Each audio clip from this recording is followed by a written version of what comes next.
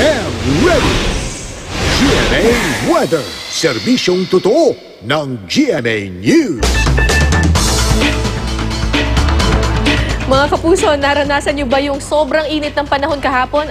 Alam niyo po na itala ng pag-asang pinakabagong, pinakamataas na temperatura sa bansa ngayong taon. Ayon sa ahensya, pumalo sa 39.8 degrees Celsius ang temperatura sa Tuguegarao City, Cagayan bago mag-alas 2 kahapon.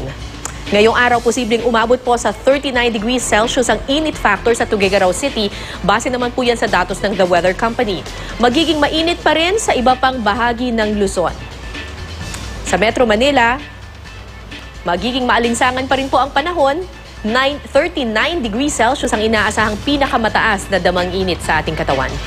Mataas din ang posibilidad ng pag-ulan bandang hapon at gabi. Tingnan naman natin ang lagay ng panahon sa Visayas. Ayan po, nakikita niyo mga kapuso, mainit pa rin ang panahong aasahan ngayong araw sa buong Visayas.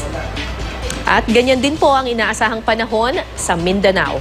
Pero maging I am ready po mga kapuso sa mga pag-ulan ngayong araw. Mataas po ang tsansa na magkaroon ng thunderstorm sa Luzon at Mindanao sa hapon at gabi. Yan ang latest mula sa GMA Weather. Para sa iba pang weather update, bisitahin ang iamready.ph at ang social media accounts ng I Am Ready PH. Magplano para sigurado, I Am Ready, serbisyong totoo ng GMA News.